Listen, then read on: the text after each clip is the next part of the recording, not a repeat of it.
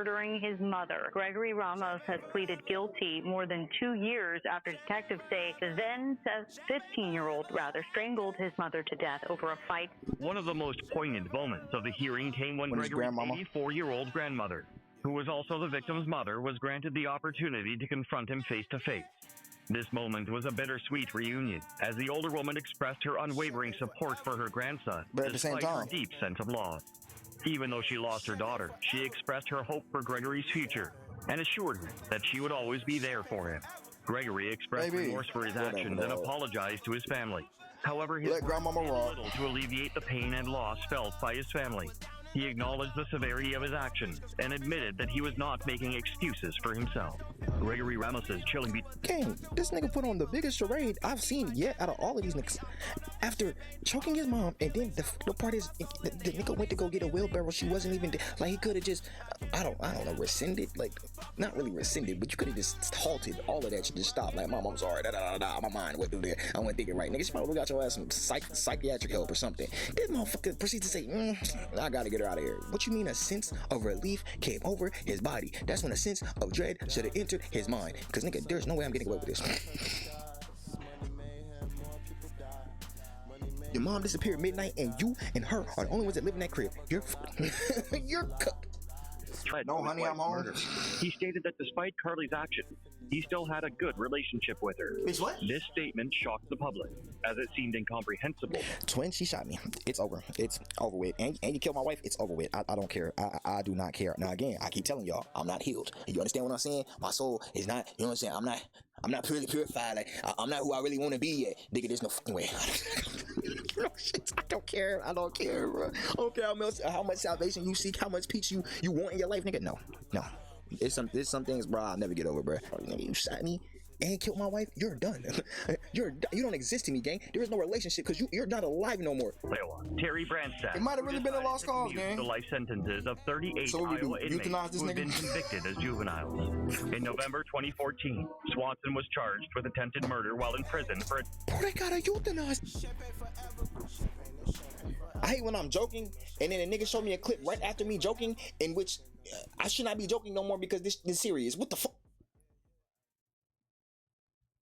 Racks of fucking riches, I ain't really got it. I feel like Aladdin, I ain't never had it. Cause I ain't never had shit, I ain't never had it. Till I found his magic, Racks of fucking riches, racks of fucking riches, I feel like Aladdin. We're back with another reaction video. Today we're reacting to 118 craziest killer stories. You know what I'm saying? Continuing. This should be like part 7 by now. Jesus Christ. This video long as hell. Make sure y'all like, comment, subscribe. We're gonna get right into this. As a result, they were forbidden from seeing each other. Why that picture look AI? You talking about Rebecca shit? Parents' wishes and continued to meet and communicate with each other secretly. Through text and video chat, they maintained a bond that grew stronger with each passing day. Over time, Gavin's frustration and anger became more evident. Sometimes he ran away from home, only to be brought back by the police. This constant cycle of running away and being caught only served to fuel his rage. According to Rebecca, Gavin's anger would escalate, and he would express thoughts of wanting to kill his family. Damn. Rebecca, blinded by her own desire for love, agreed with Gavin's idea that they could be together by eliminating his family. They believed that...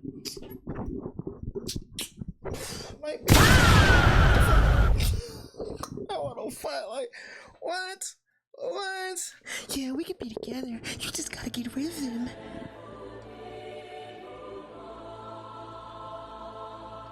You niggas are not serious. You are the most unserious group of people that I've ever seen in my entire life. This cannot be real. Removing this obstacle, they could finally be free to pursue their love without interference.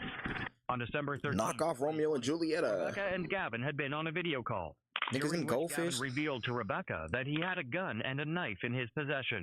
There was clearly bullets. I'm dead. That she knew Gavin was planning to kill both his mom and stepdad. To read the letter she wrote, admitting her role and remorse. Damn, she shorted of her 16-year-old boyfriend's family. During the call, Rebecca actively supported and encouraged Gavin to commit the murders. In a shocking turn of events, Rebecca admitted to sending text messages to Gavin while video chat with her, telling him to hurry up and do it. Eventually, both Gavin Smith and Rebecca Walker were arrested in relation to the... Yo, what's up with the derogatory makeup?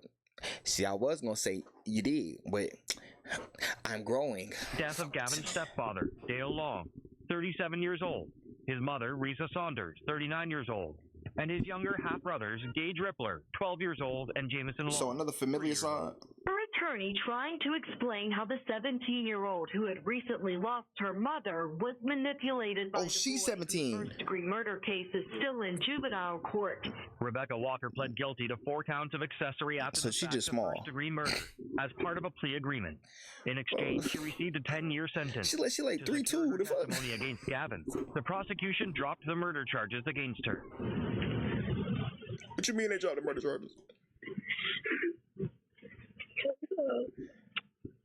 In 2020, can we get like trial began, and Rebecca Walker was one of the first witnesses to testify against him. As she took the stand, it was evident that she was nervous and hesitant to answer questions posed by the prosecution. Gavin's defense questioned Rebecca about her previous statements, in which she encouraged Gavin to hurry up and do it, in reference to killing his family. Like it's a Nike commercial or some to clarify that she was not physically present when the crime was committed. Right. Instead, she claimed to have been on video chat at the time of the murder. Which is weird. In January 2023, Gavin was sentenced to 3 life sentences with mercy for the first-degree murder. Like, this bitch is a voyeur. The fuck? Years for the second-degree murder, and 10 years for the firearm charge. Rebecca Walker and Gavin Smith's chilling crime was a disturbing... Like, bro, she walking like... Bro, this is what I'm saying. Y'all telling me she is... a perfectly normal 17-year-old girl. Like, the fuck? She looked short as fuck. So there's no dwarfism in her body. None. 0. Why are her hips moving like that? Act of betrayal. But the next case is even darker.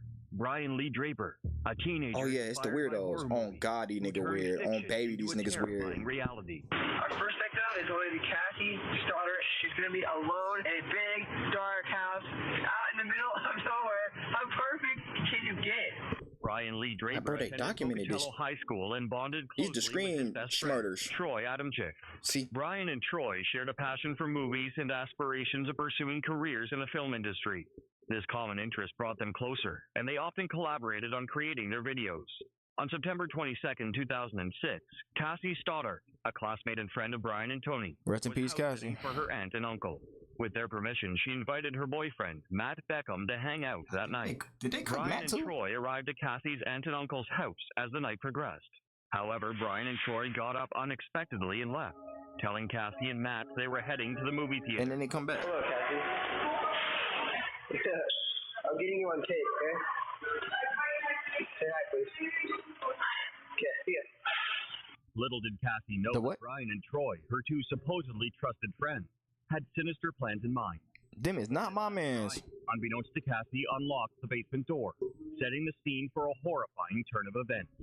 Brian and Troy parked their car down the street dressed in dark clothes, gloves, and scary masks, and returned to Cassie's aunt and uncle's house. And I would have got a shotgun. After Matt left Cassie's aunt and uncle's house, Brian and Troy seized the opportunity. They turned the circuit breaker off, hoping Cassie would come downstairs and flip the switch. Her boyfriend came down. Her into a trap. However, Cassie remained upstairs. As Cassie remained upstairs, unaware of the danger awaiting her, Brian and Troy silently made their way up the creaking stairs. Armed with a dagger and hunting knife, it's been a minute since I've seen this. Cassie in the living room. Brian and Troy stabbed her over 30 times. Where'd her boyfriend go? Investigation into Cassie's murder quickly focused on Brian and Troy. Then that nigga left. Investigators gathered evidence. They discovered a partially burned VHS tape. Upon closer examination, it revealed that Brian and Troy had meticulously documented their plans to murder Cassie. They worship serial killers in horror films. Of course they're weird. You probably tried it 10 times. Brian and Troy were charged with first-degree murder and conspiracy to commit first-degree murder for you can Cassie's update murder. bitch if you want to. In 2007, Brian and Troy went on trial for their heinous crime. According to the prosecution, Brian was deeply influenced by the infamous Columbine shooters, Dylan Klebold and Eric Harris. Dick Riders. The prosecution argued that Troy murdered Cassie because he was obsessed with the horror movie Scream. From the gruesome depiction of the stab wounds inflicted upon her to the disturbing footage of their well-planned and executed murder, every detail presented at the trials painted a chilling picture of their sadistic nature. The medical examiner's testimony revealed the extent of the brutality inflicted upon Cassie Stoddard. He described multiple stab wounds, including deep lacerations to her neck, chest, and abdomen. Throughout the trial, Brian and Troy sat silently, in stark contrast to the boisterous demeanor they had displayed in their videos, where they excitedly talked about Cassie's murder. I mean, the worst part about all of this is, not only were they documenting this, if you listen to some of the tapes, or watch that one video that I did about like a year and a half ago at this point, those weirdos were planning on getting more people. They was like, yeah, bro, let's just plot this serial killer shit out. Like, what the fuck? Cocky smiles were replaced by anxious glances and shifting in their seats. It was evident that they were deeply scared of the potential consequences they faced. The change in their behavior was striking. They seemed like completely different individuals, a far cry from the boisterous teenagers who had bragged about their exploits in the video. Their body language and demeanor betrayed their true selves, scared little boys who were now facing the consequences of their actions. Despite their efforts, Brian and Troy were found guilty and sentenced to life in prison without the possibility of parole. Rightfully so. Brian Lee Draper's twisted, premeditated crime was chilling, but the next case reveals a shocking act of violence driven by jealousy and revenge. Joshua Coleman, a young man whose actions left lives shattered and a community in disbelief. Deasia Green, a 15-year-old girl, was a chronic runaway, often disappearing for days. However, when her parents reported her missing in early January 2013, the police knew something was different this time. Her parents gave the authorities detailed information, hoping to bring her home safely. Last year, Toledo police found the 15-year-old girl dead in an alley in the 1300 block of Page. Just 6 days after she was reported missing, Deasia's lifeless body was found in an alley. She had been shot once in the head. The police were immediately called to investigate, and a crime scene was quickly established. Through their investigation, the police obtained a crucial eyewitness account. This witness claimed a 15-year-old boy named Joshua Coleman was the one who fatally shot Deasia. As Green's mother asked him why he killed her daughter. Why would Joshua do this to her? She didn't deserve it. She was a social butterfly. She didn't deserve it. 4 days after the discovery of Deasia's body, Joshua was arrested and charged with murder and felonious assault. He was swiftly indicted as an adult, a decision that shocked many given the age of both victim and perpetrator. According to sources, Deasia and Joshua had been dating shortly before her death. Joshua Coleman's attorneys and prosecutors eventually reached an agreement. The prosecution agreed to drop the charges of felonious assault and the gun specifications in exchange for Joshua receiving a life sentence, but being eligible for parole in 2039. During the sentencing hearing, the prosecution told the court the motive for Joshua's shooting of Deasia was never determined. The last time I seen my baby was December 31st. That was the last day I seen my baby. The last time, y'all. Deasia's mother delivered a devastating victim impact statement. She described Deasia as a social butterfly, full of life and joy. Throughout the trial, Joshua remained silent, only answering yes and no questions from the judge. His lack of remorse further enraged Deasia's loved ones. In her murder later this month, he was sentenced to 15 years to life behind bars. During the sentencing phase, the judge asked Joshua if he wanted to give a statement or explain the motive behind the shooting. However, Joshua declined, leaving many unanswered questions. See, that shit would piss me off. Without the eyewitness's testimony, there may never have been justice for Deasia. The police, acknowledging this witness's crucial role, credited that person for their bravery and determination. It was the eyewitness's testimony that ultimately led to Joshua's conviction. Joshua Coleman's violent crime shocked everyone, but the next case is even more unsettling. Gregory Ramos, a 15-year-old who committed an unthinkable act against his own mother, all to cover up a lie. Around midnight, he allegedly sneaked into his mom's room and strangled her. Then he went to get a wheelbarrow to bring the body out of the house. Gail Clevenger, a deeply religious woman, was known for her sweet, kind nature and ability to get along well with everyone. In 2018, Gail's son Gregory reached 15 and began attending University High School. Gail would drive Gregory to school each day, but behind the facade of a seemingly innocent teenager, there was a diabolical plot brewing. In November of 2018, everything took a tragic turn. Gregory returned home to find his mother, Gail, waiting for him.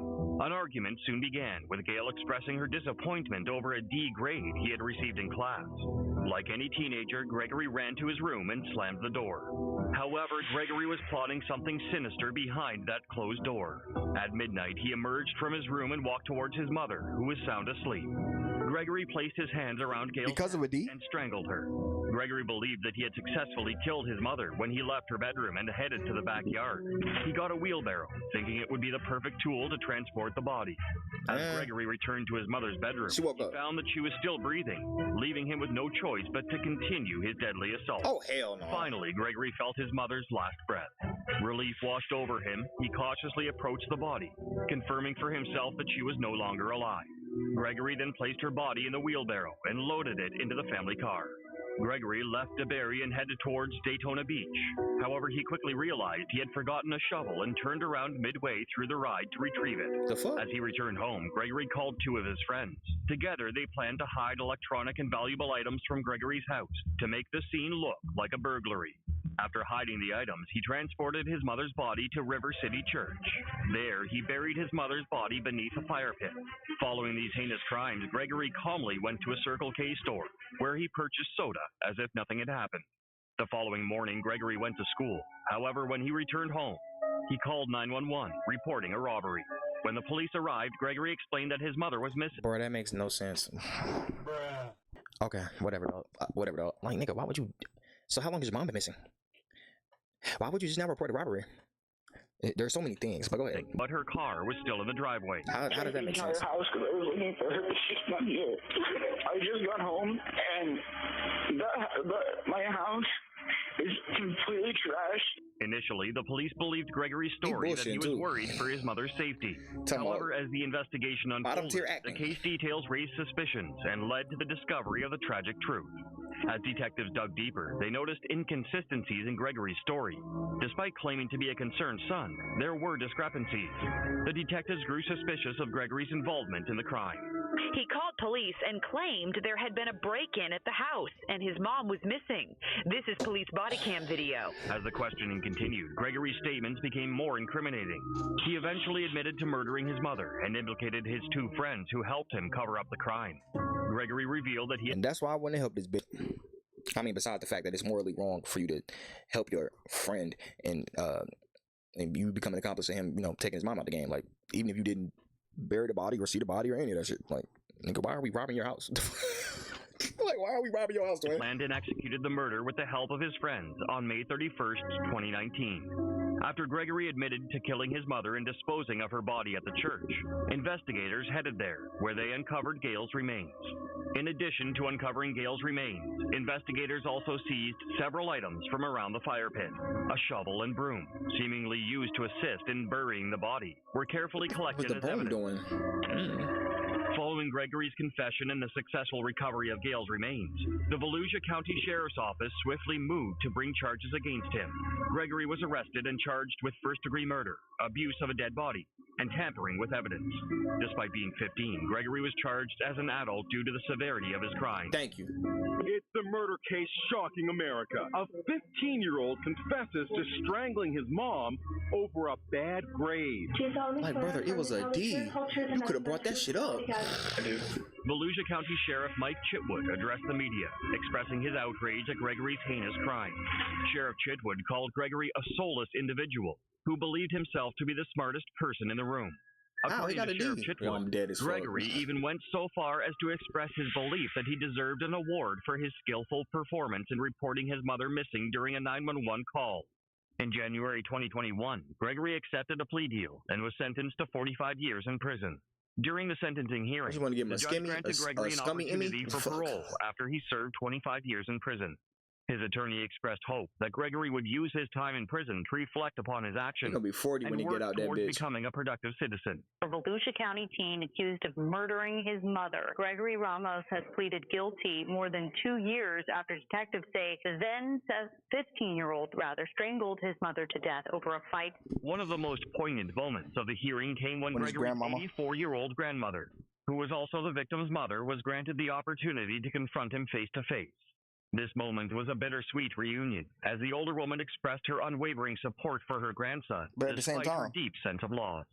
Even though she lost her daughter, she expressed her hope for Gregory's future and assured him that she would always be there for him. Gregory expressed remorse for his actions and apologized to his family. However, his words did little to alleviate the pain and loss felt by his family. He acknowledged the severity of his actions and admitted that he was not making excuses for himself. Gregory Ramos's chilling Gang, this nigga put on the biggest charade I've seen yet out of all of these niggas.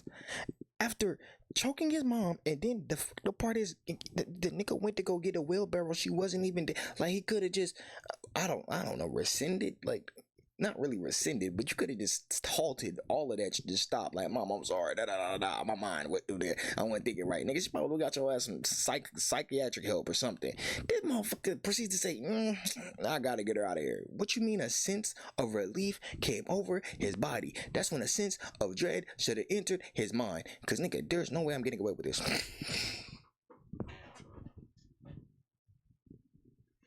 Your mom disappeared midnight, and you and her are the only ones that live in that crib. You're cooked. Trail of his own family was haunting, but the next case is even more brutal. Thane Ormsby, a young man whose senseless and violent rampage claimed 3 innocent lives. 3 people are dead, including a 10-year-old boy, and state police are calling their deaths a homicide. Investigators say a relative found the bodies last night in a mobile home. Whether you ask people in the tiny Aroostook County town of Amity or state police around here, the answer is the same. They don't think there's ever been a triple homicide. What talking about that Danny Phantom, nigga? On June 22nd, 2010, Thane Ormsby, a teenage student from Ellsworth High School, carried out a gruesome attack in Amity, Maine. At around 5:30 p.m., he entered the home of 55-year-old Jeffrey Ryan and began a rampage that resulted in the senseless murder of Jeffrey, his 10-year-old son Jesse, and a family friend, Jason Dehan, who was 30 years old. Jason and Jesse ended the back room. Jesse, and he was the quickest. Following the stabbing, Thane fled the scene, triggering a search that lasted several months. In July 2010, he was arrested on a fugitive from justice charge in Dover, New Hampshire. After months of searching, the police finally tracked him down and brought him to justice. Thane was extradited from New Hampshire to Maine, where he was placed at the Aroostook County Jail. According to Thane, he killed Jeffrey Ryan because he was convinced that the man was selling drugs. He also revealed that he killed Jason Dehan and Jeffrey's young son because they were witnesses to the crime. Wearing a pinstripe suit, Ormsby had to wipe the tears from his eyes as his mother described the long way she says he has come after a childhood of abuse and neglect. Thane was charged with 3 counts of murder and 1 count of arson.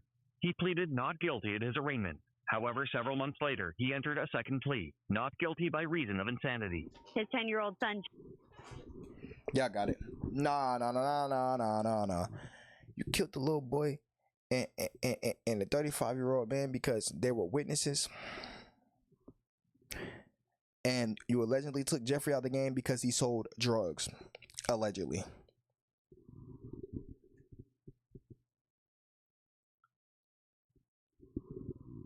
What? Like, nigga, but he caught 3 of them things for that?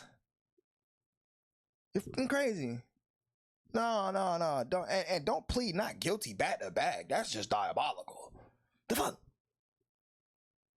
Right now, stand on your nuts and say you did it. Jesse and Jason Dehan, Ormsby did not shed a single tear. For the murder of Jeffrey Ryan, it's my sad and solemn duty. In 2012, Thane, now 21, found himself on trial at the Holton Superior Court. The charges were serious: 3 counts of murder and 1 count of arson.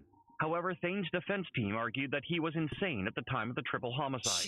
Jurors ultimately rejected this defense and sentenced him to 3 life sentences and a sentence of 15 years for the arson conviction. News that a teenager had committed such a heinous crime was met with widespread outrage and disbelief. Many people found it incomprehensible that someone so young could possess such extreme violence and disregard for human life. For the murder of Jesse Ryan, it is my sad and solemn duty to sentence you to life. Thane filed an appeal with the Maine Supreme Court 1 year after his sentencing. One of his primary claims was that the police violated his Fifth Amendment rights when they interviewed him in July 2010 following the murders. However, in a unanimous ruling, the Supreme Court dismissed his appeal, stating that no mistakes were made in allowing Thane's statements to be used during his trial and sentencing. Oh my God. Thane Ormsby's senseless rampage was horrifying, but the next case reveals a different kind of darkness. Janine Gonzalez. Oh my God. With involvement in a brutal and... But first and foremost, bruh, I don't know why you showing Janine fat forehead ass, Maringa. But like, bro, this bitch was literally dancing on some Selena. But anyway, I don't know why you brought Miss Gonzalez into this, like her sister-in-law, technically, even though it's not really her sister-in-law, wasn't the one that put the beats on that little girl, Miss Ashley Bocanegra. I don't know if we're gonna keep watching this. Did we seen this case? We can recap this bitch. Basically, she helped her sister-in-law jump the woman that her brother was cheating on her sister-in-law with. Boom. And it's like, baby, you should just mind your fucking business. Oh God, because I swear if it would have been a 1v1, bro, Ashley probably would have survived, and y'all wouldn't have had to deal with none of this. But because you wanted to jump niggas, bombs away. Calculated crime shocked everyone who knew her. On August 11, 2022, a tragic incident occurred in Gwinnett County, Georgia, when 30-year-old Ashley Bocanegra was rushed to the hospital. According to her sister, when Ashley arrived, she was experiencing difficulty breathing and was airlifted to another facility for emergency surgery. Unfortunately, she didn't make it, succumbing to her injuries. An investigation ensued, and detectives discovered that Ashley had been the victim of a brutal assault that led to severe injuries. Her ribs were fractured and her liver was damaged, ultimately leading to her death. The detectives' investigation led them to an apartment complex in Buford, Georgia, where they apprehended two suspects: 27-year-old Antonetta Stevens from Buford and 17-year-old Janine Gonzalez from New York. We just got another call about it. So I guess the girl went to the hospital and she died. She died? She's dead. Antonetta told detectives that she was dating Janine's brother, only to discover that he and Ashley had been in a romantic relationship. And not only had her boyfriend been cheating on her, but he had a 7-year-old child with Ashley. According to Antonetta and Janine, an altercation began when Ashley arrived. I'm gonna keep it a stack. I don't think that's the truth, because based on what I've seen, and also the person who made the video does way more thorough videos than this compilation bullshit. No offense, just saying. So yeah, it seemed like it was Ashley's kid. I don't think Ashley and little buddy ass, his name like Angel or some shit, I can't remember the nigga name, had anything to do with that. With that child. Now, little buddy and Shorty got a child together. Antoinetta, yes. Also, I think they moved down there from New York or some shit, if I'm not mistaken. That's beside the point. Nigga, I think that's a law. At the apartment complex looking for Janine's brother. However, when the detectives review Antonetta and Janine's cell phones, the images, videos, and text messages tell it's the videos for me, gang. Like, look at this shit. This fat. That Ashley's killing was far more deliberate this than the beach well sitting on Shorty. Yep, this is what we do. If I get mad and he knows I'm leaving, he feels sad. He says, "How are you up?" That's what I'm doing. You up? All right, tell me everything. Hey, you got it. You know. Nope. Then she told her, "You got it, bro. Hold on. Here's my thing, bro." Nigga, the sister was in the background mid-fight, right? Talking about, yeah, get her. She said, "You ready to dive her some dick?" I'm like, bitch, what the fuck? What planet did I enter into? Like, what the fuck? What are y'all doing in this realm? The text messages on Antonetta and Janine's phones shed light on their planning and orchestration of the crime. It became clear that they had lured Ashley to their apartment under the pretext of meeting Janine's brother. Once Ashley arrived, Antonetta and Janine confronted her and secretly recorded the entire incident. You don't get to be my man, right? You won't be in front of my man, right? Yes. Right? You his manager? I'm getting you fired. That's Biden. Okay, that's a conflict of interest. Captured by the girl's cell phone, the video begins with Janine being filmed as Antonetta advances towards Ashley. It's a bad fight, too. With brutal force, Antonetta grabs hold of Ashley's hair and forcibly pushes her down. As Ashley struggles to regain her bearings, Antonetta repeatedly punches her in the face, causing her to cry out in pain. Meanwhile, Shorty jumping her. She grabbing her hair and shit. Going there trying to ruin his family. He has a whole son. You're mad for him? Janine is then seen joining in on the violence, delivering a series of kicks to Ashley's side. Throughout the ordeal, Janine can be heard taunting Ashley, threatening to kill her no fewer than 5 times. Facts. For sure, you know? Yeah. So Antoinette just sent a message. I'm positive myself. I'm positive. But yeah, I don't know if there's any messages sent to that lady. Janine Gonzalez and Antonetta. I just want one favor. Can you please show the detective that was grilling Janine ass? Cause oh my God. Arrest me. Fuck she. What the nigga said from the car? She arrest me, but make it set on God, nigga. She on that, nigga. The Stevens were charged with robbery, battery, and felony murder. When the detectives confronted Janine, despite her being only 17 years old, she displayed a cold and callous demeanor. She laughed even though an innocent woman was dead, and Bro, her she was nephew, dancing only in the 7 years interrogation old, room, was left son. without a mother. Janine Gonzalez started her court appearance in tears before a Gwinnett County police officer laid out the murder charge against her. During one of the pre-trial hearings, she was visibly distressed as the judge laid the case against her. The evidence against her was overwhelming, and the prosecution was determined to prove that Janine was not only an accomplice, but also a willing participant in the murder of Ashley. Janine's defense attorneys argued that she was a bystander, but the clear imagery on the video contradicted these claims. The footage clearly showed Janine actively participating in the assault, leaving no room for doubt as to her involvement. Gonzalez's attorney argued that she was practically a bystander. Given that, I think the case ought to be But this is an L attorney, nigga. manslaughter and not as felony murder. Manslaughter. The defense team also argued that she should be tried for involuntary manslaughter rather than felony murder. However, the prosecution had strong evidence from Ashley's text messages that implicated Janine in the assault. In a message to her boyfriend, Janine's brother, Ashley wrote, "I was fine until your sister kicked me in the chest and back area."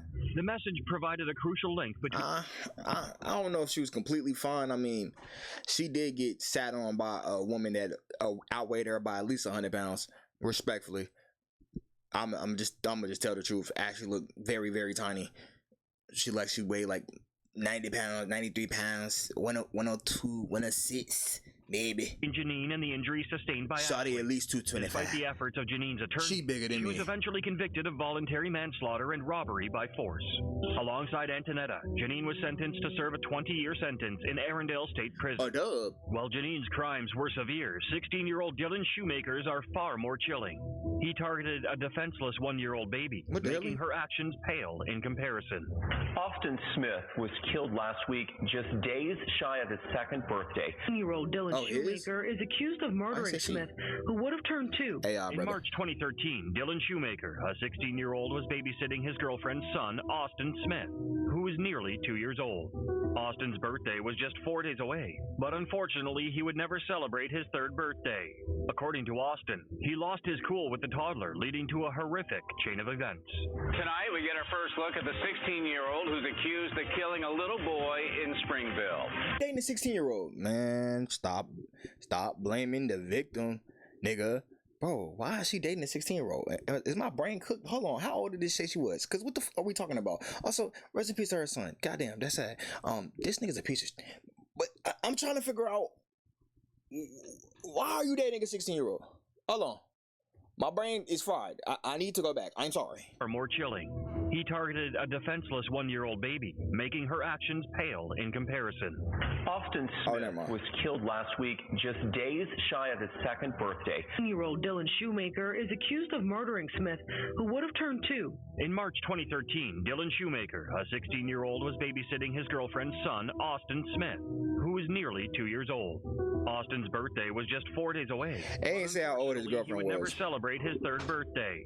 According to Austin, he lost his cool with the toddler, leading to a horrific chain of events. Brother, it's a toddler. Tonight, we get our first look at the 16-year-old who's accused of killing he shouldn't be watching that damn kid. Oh, God. At his trial, Dylan claims that he became frustrated with Austin and resorted to slapping him, spanking him, and ultimately slamming the boy into the floor.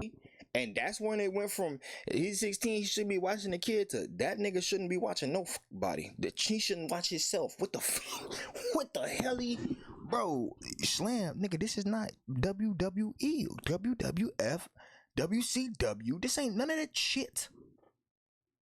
What's wrong with this nigga? This not TNF, none of that. This not TNA, this not none of that. This not AEW, this ain't none of that. Stop it. Like, why are y'all trying to hit kids with pile drivers? What is wrong with y'all? As if that weren't enough, Dylan proceeded to punch the toddler in the head several times, all in an attempt to stop crying. The injuries sustained by Austin I'm not gonna stop crying, fatal, but he just beat with me his cause of death being ruled as blunt force trauma. Deputies upon arrival immediately noted the bruising about the face and head of the child. Dylan Shoemaker was arrested and faced charges of 2nd-degree murder and 1st-degree assault. He entered a not guilty plea. In December 2013, Dylan faced trial for the murder of Austin Smith. The tragic incident had left everyone in shock and disbelief. I didn't mean to kill Austin. I really didn't think I did it. I didn't mean to hurt him.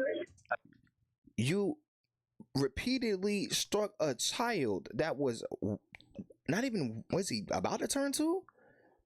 Like, nigga, his body cannot take none of that. What the are you doing, you dumbass? As the trial began, Dylan's defense attorney made a plea to the jury to find Dylan guilty on a lesser charge, which would have given Dylan freedom someday. Yet, despite the defense's best efforts, the jury returned a verdict of second-degree murder. At the sentencing hearing, Dylan was sentenced to 25 years to life in prison. Thank you. Dylan Shoemaker walked into a state Supreme courtroom pleading his case, telling his victim's mother and the court he's... No. You crying, right? So you crying. Boom. Now, let's let the police punch you in your head so you can stop crying. Dumbass. The fuck? My nigga, the kid crying. This is when the worst thing that I would have did would have been like, want some ice cream? Forceful for what he did. When the verdict was read, relatives of baby Austin he not supposed to have no damn ice cream. Austin Smith's grandmother even expressed sympathy for Dylan, saying he was only 16 and his life was now over before it even started. He should have made better decisions. Fought for the minimum sentence. 15 I see years dating someone with a child. Yo, you are diabolical. Oh, baby. According to Dylan's attorney, Dylan was subdued after hearing that he had been found guilty of second-degree murder. However, a news report from Buffalo News paints an entirely different picture of this young murderer. The state Supreme Court justice who sentenced Dylan admitted that he had 13 letters written by witnesses and relatives who called Dylan a manipulator and deceiver. These letters revealed him to be a cunning and manipulative young man, completely different from what was presented during the trial. Further, in a viral video, Dylan claimed because he was a blonde, all he needed to do was cry for a lenient sentence. Dylan Shoemaker's crime was a tragic race with devastating consequences. But the next case is equally heartbreaking. Carly Madison, a young woman whose actions led to a senseless and avoidable tragedy. She was having a mental health crisis. She doesn't know what was going on at that time. We're asking you to find her not guilty by reason of insanity. Prosecutors say she shot her mother, Ashley Smiley, a 40-year-old high school math teacher, in the face. On March 19, 2024, a friend of 14-year-old Carly Gregg reached out to Ashley Smiley, Carly's mother, expressing concerns about her daughter's excessive use of marijuana. The friend revealed that Carly had been indulging in the drug and using burner cell phones, raising alarms about their well-being. Determined to act, Ashley decided to confront her daughter about the rumors. After speaking to Carly's friend, Ashley made her way to Carly's bedroom. What she discovered there shocked her. Several vape pens lay scattered across the bedroom. Alarm. This nigga mind went straight to heroin. I'm sorry, bro. Nigga, you acting like it's not. This nigga, that's Doja. Now, granted, she might be too young to be smoking that. Nigga, she should be at least 20 years. I was like 17. She should at least be 20-ish, bro. Like, at least let your brain develop completely. Goddamn, 25, probably, to be honest with you, if you're going to indulge in the recreational use of marijuana. But, I mean, if it's medical, then you're using it to, you know, navigate through pain. I have no words for you, brother. Ashley quickly wanted answers. The jury seeing 5 days of disturbing evidence, including this surveillance video. First, you see Greg with a gun behind her back, pacing around the home. She do look like a Greg. It's the fucking haircut game. Footage from inside the home captured a chilling scene. Carly, dressed in a Nirvana t-shirt, moved around the house, seemingly hiding something behind her back. A gun, right? It turned out to be a .357 Magnum handgun. As Carly walked out of view, where did she get that? The sound of 3 gunshots shattered the silence.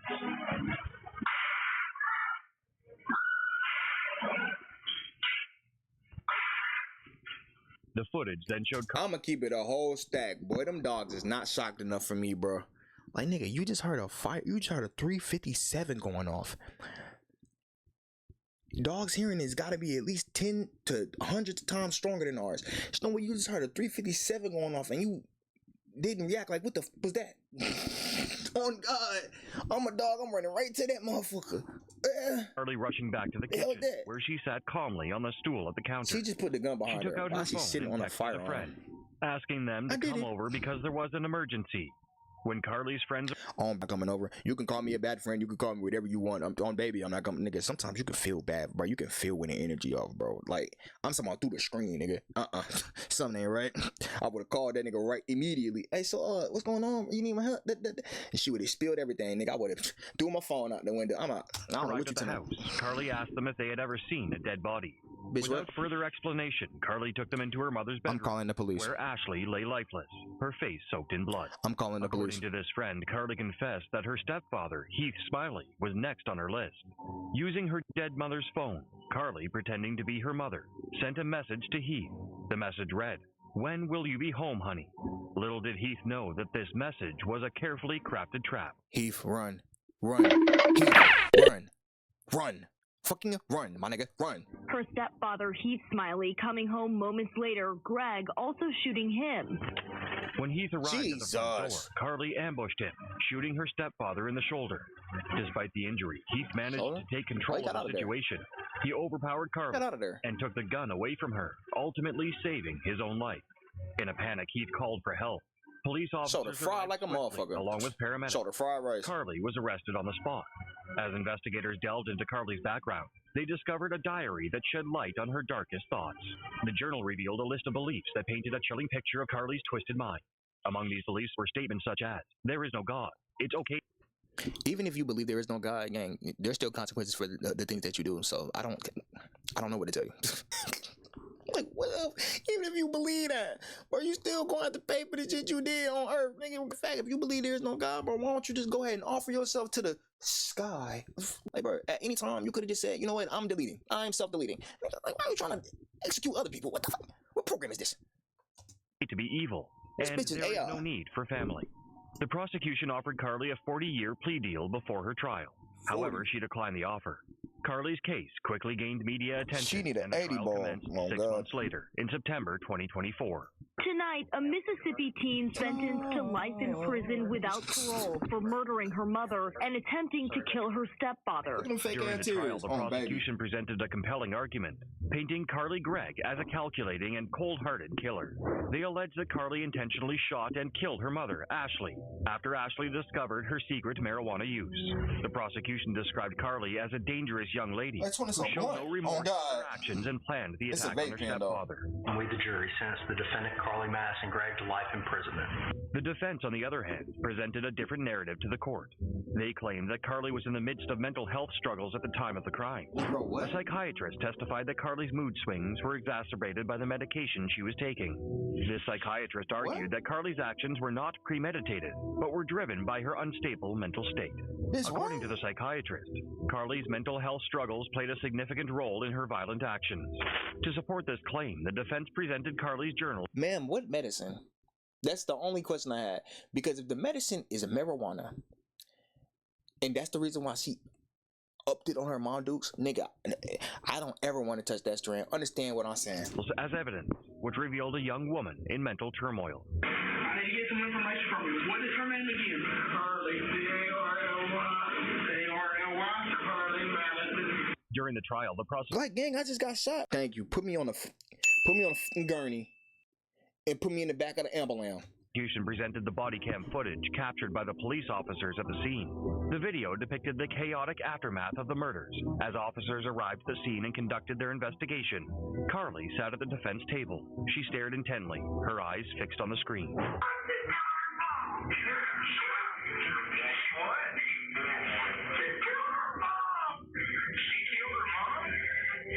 As Carly watched the footage, tears welled up in her eyes. The once composed and confident teenager was overcome with emotion. One of the key witnesses in Carly's trial was her stepfather, Heath. Right. Went off in my face before the door was, I don't know, 3 or 4 inches wide open. He testified about the tragic event that led to his wife's murder. He stated that despite Carly's actions, he still had a good relationship with her. This statement shocked the public, as it seemed incomprehensible. Twin, she shot me. It's over. It's over with. And you killed my wife. It's over with. I don't care. I do not care. Now again, I keep telling y'all, I'm not healed. You understand what I'm saying? My soul is not. You know what I'm saying? I'm not purely purified. Like I'm not who I really want to be yet. Nigga, there's no fucking way.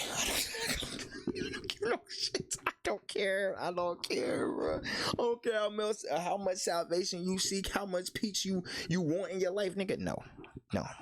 There's some things, bro, I'll never get over, bro. Fuck all that, bro. You shot me. and killed my wife, you're done.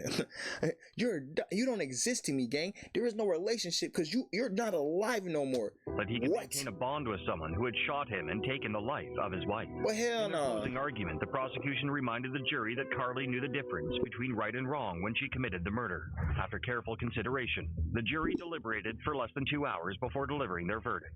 They returned a guilty verdict, finding Carly guilty beyond a reasonable doubt. You dig it? Carly, who was only 15 years old, was found guilty of first-degree murder. And attempt. Speaking Should have to been an attempt. WLBT in an exclusive interview, Kevin Gregg, Carly's biological father, said he was embarrassed, angry, upset, and very sad about his daughter's actions. Currently, Carly is being held in the Youthful Offender Unit at the Central Mississippi Correctional Facility. The defense attorneys have indicated that they plan to appeal Carly's conviction. However, given the severity of her crime and the public outcry, it seems unlikely that the appeal will successfully overturn the verdict. Carly Madison's tragic actions left a community reeling, but the next case is even more chilling. Michael Swanson, a young man whose brutal actions were driven by rage and a complete lack of remorse. Thank you. Cold-blooded murder. Cold-blooded murder, young man. It's not uncommon to see a teenager commit a robbery, but 17-year-old Michael Swanson would take it too far when he not only robbed the two convenience stores, but ended up gruesomely murdering the attendant. His reaction to being sentenced for these crimes sent shockwaves down the spine of everyone in court. On Monday, the 15th of November, 2010, at the age of 17, Michael Swanson allegedly stole his mother's car and his grandfather's .40 caliber handgun and drove to northern Iowa in search of a thrill. Just after 9 p.m. that day, a young man wearing a ski mask walked into a Crossroads gas station in Algona, Iowa, where he demanded cash and cigarettes from the clerk, 47-year-old Vicky Bowman Hall. Despite complying with his request, the young man chose to shoot her anyway, leaving her for dead as he fled the scene. And that's why that cashier is dead. Brother, on God, like, nigga, y'all need plexiglass at every damn spot, all of that, because, nigga, you could literally do everything right as the store clerk, not store clerk, what's the word I'm looking for? As the person ringing the nigga up. You could do everything correctly. And then the motherfucker pop in there one day with firearm and say, give me everything. You give them niggas everything, them niggas say, whatever. Like, bitch, what do you mean, whatever? What was the point of me giving you the money then? Like, what was the point, gang? Seen in a Jeep Grand Cherokee. About an hour later, the same young man appeared at a come-and-go convenience store in Humboldt, about 30 miles south of Algona, where he once again demanded cash from the clerk. This time, 61-year-old Sheila Myers. Despite Myers handing him the cash he'd asked for, he had already made up his mind just like the prior incident and shot her anyway, in the face, from only 2 feet away. She died instantly and he quickly fled the scene once again. Rest in peace, baby. That young man turned out to be 17-year-old Michael Swanson. Before committing those murders, Swanson had driven from St. Louis Park to northern Minnesota to Iowa in a car he had stolen from his mother, Kathleen, along with her debit cards earlier that morning. This wasn't the first time he had stolen his mother's this car. nigga on some other His mother, shit. Kathleen, testifying that he'd had violent and sometimes criminal tendencies since he was a toddler. When he was only 11, she was told by a psychiatrist that he was a lost cause when she reported to them that he was a threat to their family members. Swanson had been clinically... Bro, you gonna tell me my child a lost cause, gang?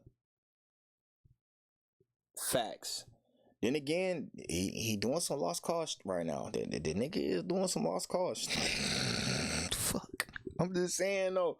But as a psychiatrist, bro, you can't tell nobody parent, that and actually, nigga, you need to help me. Or send me a referral to somebody that can help me. Cause what do you mean this nigga's a lost cause? Like, brother, he still has to live a whole life after this. The fuck? He's already here. It's not like the nigga in the womb and you diagnose this shit. Fuck. Diagnosed with a host of mental disorders, including ADHD and bipolar disorder. ADHD is not a lost cause. One time in 2006 for assembling and storing dangerous weapons, which his aunt discovered in a car trunk after she demanded the money he had stolen from her non-profit organization where he was doing community service. Bro, he's stealing from a non-profit. This nigga is the son of Satan.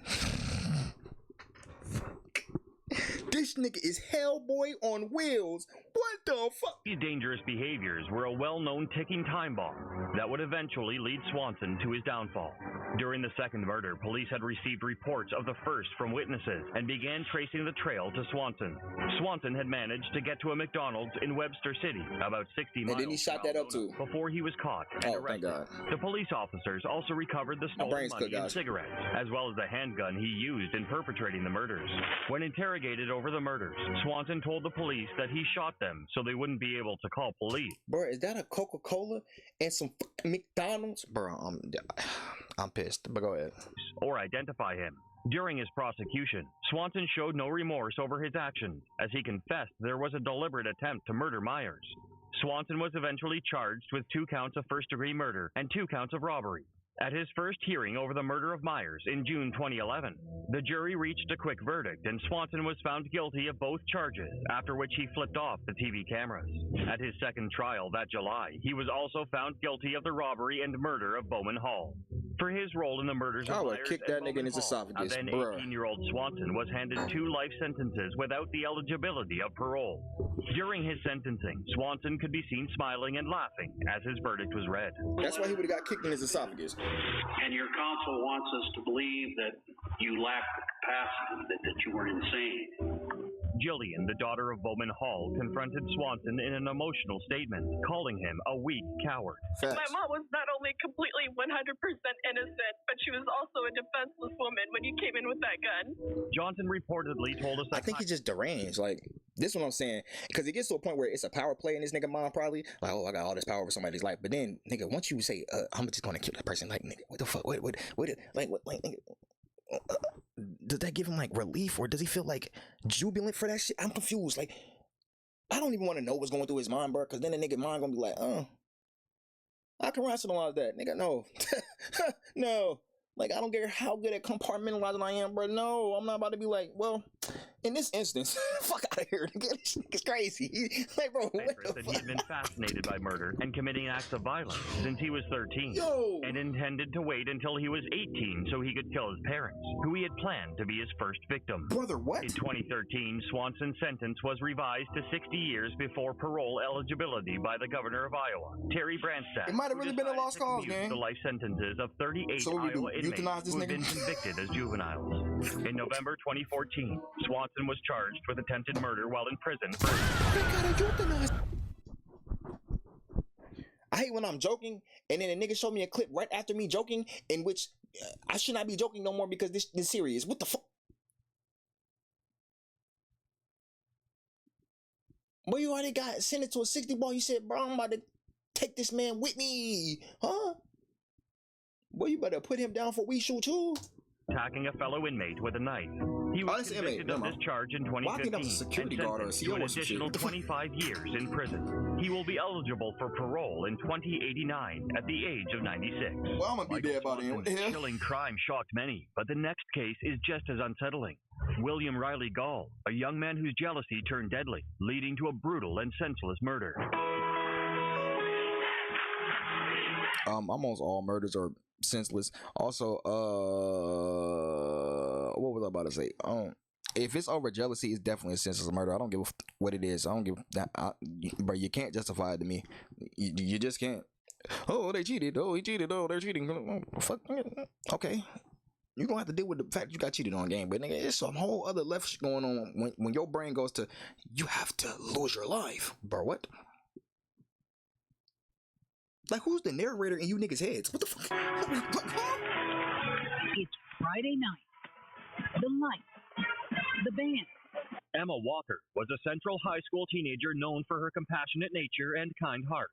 She aspired to become a neonatal nurse and dedicated her life to helping others. Her life took a turn when she started dating Riley Gall, a charismatic and popular young man. And in the fall of 2014, there was a new girl whose spirit was sparkling, 14-year-old freshman Emma Walker.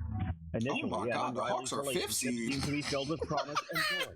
Riley doted on Emma, showering her with attention and affection. Emma, in turn, seemed to be deeply in love. However, beneath the Oh, surface, I seen there were this signs too. that something was amiss. Swear to God. On the outside looking in, you would think he's just a normal guy. I think I seen this. Describe him as a jokester. Emma and Riley encountered challenges early in their relationship despite their apparent connection. Nigga ain't telling high Riley was school. already in a relationship with someone else. Breaking up with the hoe. Dating.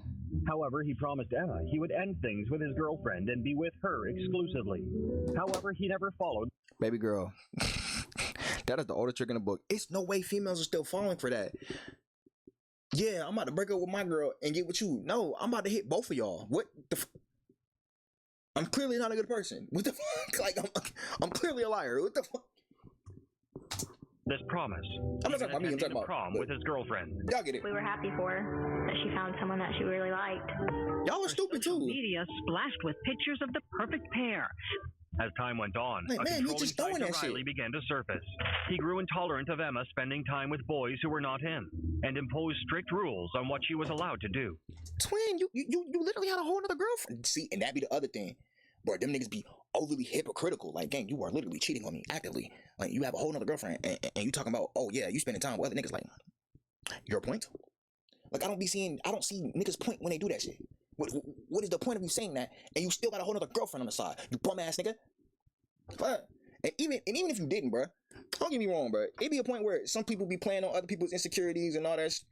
But when it comes to, oh yeah, bro, she just hanging out with all these other guys and da da da da. If you can't communicate that to her, bro, and y'all have an actual conversation and it don't turn into some bullshit, bro, it's something wrong with y'all, and y'all should not be together. It's very simple. What the fuck? If you set boundaries and not guidelines, but I guess guidelines kind of work. But if you set boundaries and shit, and motherfucker just habitually overstepping them shits, nigga, y'all need to just break up respectfully. Y'all don't have enough respect for each other, like clearly. Despite their efforts to make it work, their relationship was plagued by constant fights and disagreements. In November 2017, Emma decided it was time to end the toxic relationship for agree to disagree, nigga. We However, out. I'm out. Riley refused to listen, resorting to threats and self-harm in order to get Emma back. When Emma finally mustered the courage to end things for good, And this nigga, bro, see, and that's the other thing, bro. I don't know how I'm gonna do this without you. I'm about to end myself. Not to be a dickhead, and I understand you have emotional attachment to that person and all that. Your mentality gotta be, do it. Like, nigga, I cannot be the motherfucker that's holding your mental stability together, gang. Like, nigga, go get some staples, go get some fucking glue, nigga. Hit the gym or some shit. I can't help you, gang. What the fuck are you talking about? If you leave me, I'm gonna leave this earth, bitch. What? Bro, I don't know how to take that. I'm too jokey of a person, gang. Like, I'm gonna laugh in your face and you're gonna be mad as fuck. I'm telling you, gang. Don't tell me no nut shit like that. Don't tell me no nut shit like that. Like, my existence is the only thing keeping you here. Then fuck out of here, man. Riley resorted to drastic measures. Since 16-year-old Emma Walker was killed inside her Knoxville home by her ex-boyfriend. Damn, Emma. On November 18, 2016, Riley, consumed by jealousy and desperation, faked his own kidnapping. He concocted an elaborate plan to trick... Nigga faked his own kidnapping. Brother, that nigga would have been kidnapped for real. Yeah, but I'm gonna send his ass somewhere. Emma ended up feeling sorry for him and ultimately returning to his side. Well, hell no. However, Emma was unconvinced and refused to let him manipulate her emotions. Emma. Frustrated and desperate, Riley made a tragic decision. Several nights later, on November 21st, after midnight, Riley headed straight to Emma's house. Armed with his grandfather's gun, he aimed and fired 2 shots into the corner of the home. What the fuck? One of the gunshots struck Emma in the back of the head, killing her instantly. And I think him being older, she looked up to him and listened to him. Things started normal for the teenage couple. Seemed very healthy in the beginning. When Emma's mother left... Bro, I just really wish Emma never would have met this fucking piece of shit. That's sad. Rest in peace, baby. That's the next morning, she found her daughter lying lifeless in her bed. Horrified and devastated, she immediately called 911 to report the tragic incident. That's crazy. Law enforcement arrived on the scene and launched an investigation. Detectives had initially believed Emma took her life. But when a second bullet hole was discovered in the wall and 2 shell casings were found outside the house, the case took a twist. The authorities then classified her death as a homicide. Gang, who the fuck shoots themselves in the top of the head or the back of the head? The fuck? Like, bro, there's no way these are real detectives. You gotta be trolling my ear. Killed her by shooting through the walls of her home as she slept in her bed. Well, he gotta be beaten with a pool stick. I'm telling you. We didn't know at the moment, but later on we did find out it was a shooting. Riley Gall emerged as a prime suspect in Emma's murder, and the evidence gathered pointed strongly towards him. Two close friends of Riley's, recognizing the severity of this situation, decided to collaborate with the detectives to bring justice to Emma and her family. Under the guise of playing a harmless video game, these two teenagers secretly wore a recording device to gather evidence against Riley. They intended to uncover Riley's involvement in Emma's murder and expose the truth. I told him all the truth, like where I was, like Friday, Saturday, Sunday. Played during his trial, a secret video of Riley Gall, taken by his friends. During the meeting, Riley denied killing Emma, but did show them the gun. On April 30th, 2018, Riley stood trial for Emma's murder. The defense argued that Riley did indeed shoot Emma, but that it was not a premeditated murder. Their defense was that Riley's actions were driven by a desire to win Emma back and orchestrate an elaborate ploy to win her affection. They paid careful attention over the past 7 days. Knock off Robert Pattinson looking motherfucker. Just verdict that will hopefully give some measure of peace. However, the prosecution argued that Riley knew exactly what he was doing when he fired the bullet into Emma's bedroom wall. Clearly. They maintained that the shot was intentionally aimed at Emma's head, leaving no doubt that he intended to kill her. He aimed where she was sleeping that game. Prosecutors asserted that Riley's actions were premeditated and driven by jealousy and a desire to possess Emma at any cost. I don't know about jealousy more so as an obsession, but same boat. On May 8, 2018, Riley was found guilty of multiple charges, including first-degree murder. Following the guilty verdict, the judge handed down a sentence of life without the possibility of parole for 51 years. This sentence was met with mixed reactions from Riley and his legal team. Riley apologized to Emma's loved ones. 3 years after his conviction, Riley filed a petition. Bro, this the only nigga in the last 3 videos that went to prison and came back in shape. I would clap it up, but you a bitch. Real deal spill. Like, I can commend the fitness, but you's a hoe. Respectfully. For a new trial, citing insufficient evidence to support his conviction. However, his motion was denied by the court, leaving him imprisoned for life. Riley turned his attention to the Tennessee Court of Criminal Appeals, hoping that his case would be reviewed and his sentence reduced. In February of 2023, the appellate judge upheld Riley's murder conviction, denying his appeal. Oh, you got a mullet? What the hell is that? Riley Gall's crime was driven by jealousy and rage, but the next case takes a different turn. You got a comb over in the back of your shit. A young woman whose role in a gruesome murder shocked the nation. I get really bad chest pain, abdominal pain, throat pain, back pain. Jennifer B, also known as the Hiccup Girl, first gained attention in 2007 at 15. Her unique condition, a long-lasting cause of hiccups, made her an instant sensation. Throat pain? Bruh, your brain is fried rice. Your brain is fried rice. She appeared on several TV shows and became a household name, captivating audiences with her quirky personality. Something on her esophageal tract, man. Lots of water. Other suggestions have been impractical or illegal. Somebody told me to smoke marijuana, take a hit of marijuana, that would help. Yeah. Whoever told you that fucking lied. That nigga lied. He lied. He straight up lied to you, gang. And if you've ever had hiccups and you were smoking Doja, brother, that is ass. Like, you're not even gonna enjoy the smoke because mid-pool you're gonna be you can't even enjoy the pool, gang. Every pool you're gonna hiccup. So this nigga lied. And whoever said that to her, I want to punch in the face, respectfully. And no, I'm not a violent person, but when you just blatantly lie like that, especially to a fucking child, what the is wrong with you, my nigga? You're not gonna go that route. Oh, definitely not. As Jennifer's fame faded, it wouldn't work anyway, baby. Began to unravel. She met her boyfriend, Lamont Williams, and together they embarked on a dangerous. Lamont was definitely on that pack. And a lifelong sentence. After her boyfriend, LaRon Rayford, caught the two in the act, but that didn't come out in court today. Were you faithful to LaRon? Yes. Jennifer and Lamont began searching for victims online, targeting vulnerable or unsuspecting individuals. That's too crazy. They would befriend these individuals, gaining their trust, and then lure them to vacant homes under the pretense of a meeting or business opportunity. Funnily enough, I mean, depending on when that Hiccup Girl started, she probably could have just gotten internet famous and then never had to do no dumbass like this. But hey, it is what it be. Once inside, Jennifer and Lamont would rob their victims at gunpoint. Jennifer Me appeared on closed-circuit TV for less than 30 seconds. She could have had a YouTube channel. It's me, Jennifer. Oh my God, that would have been gas. She would have been gas. On October 8, 2010, their plans went tragically awry. Jennifer, Lamont, and their accomplice, LaRon Rayford, lured 22-year-old Shannon Griffin to a vacant house in Tampa, Florida. Once inside, the 3 teenagers robbed Shannon, and he was fatally shot 4 times with a .38 caliber handgun. Through meticulous detective work, police were able to uncover incriminating evidence, leading to the arrest of Jennifer, Lamont, and LaRon. All 3 confessed to their involvement in the crime and were charged with murder. I heard 2. Did you see the actual shooting happen or no? No, sir. What happened after the gunshots? Tell me what happened. I didn't say it. I left.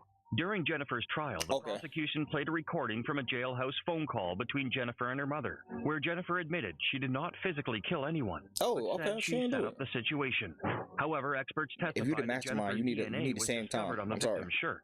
Her attorney sought to portray her as suffering from schizophrenia, arguing that her mental condition rendered her unable to stand trial. I ain't gonna lie. If she actually has schizophrenia, okay, cool. I'm fine with it actually being in defense if you actually have it. But when a motherfucker don't be having that, and then the lawyers be like, well, this is what we gonna pivot to, that be making me mad. Because, like, you are part of the problem. You are part of the problem and part of the reason why people don't believe when niggas scream mental health and all this until a nigga really have a mental episode or breakdown and then do some that's irreversible. You see what I'm saying? But that's beside the point. Go ahead. After a court-ordered evaluation, it was determined that Jennifer was competent to stand trial. Now you can see that me broke down right as that verdict was read. She was obviously hoping that the jury would convict her on a lesser charge, perhaps accessory to murder or manslaughter. Now, though, she'll spend the rest of her life behind bars. In 2013, 3 years after Shannon was killed, Jennifer was found guilty of first-degree murder and sentenced to life in prison without parole. Her accomplices were also convicted and received life sentences. Yeah, you was gonna get that regardless, brother. You're black. I was really not trying to pivot to the race thing, but whatever, dog. The public was in disbelief that the internet sensation Hiccup Girl had been convicted of such a heinous crime. Many criticized the sentence, arguing that it differed from what would be imposed on a male offender facing similar circumstances. I couldn't even pure idiocy. Got cased up with the wrong crowd of people, really. Unfortunately, when I started. Baby girl, you orchestrated this shit. That'd be my problem. Like, bro, you can't be the orchestrator of this shit, bro. And then when all the music sound like shit, you want to blame them motherfuckers playing.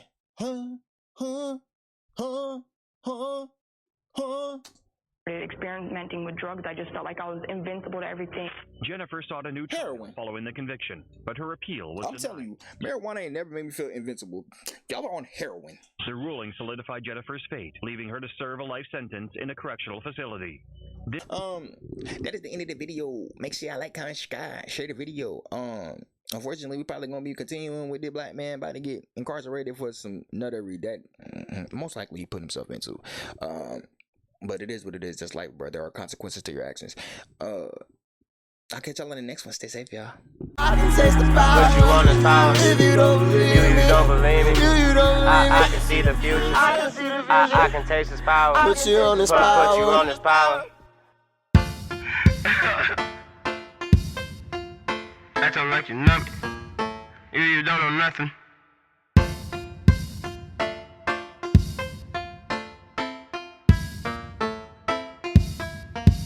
All my hoes is Yoshis. Smoking, dodging police, feeling kinda groovy. I might spit a movie. You don't believe me. I can see the future, acting like you know me. I can see the future. Quickest way for me to get away. I need some access to some motion. Blue and clear and royal.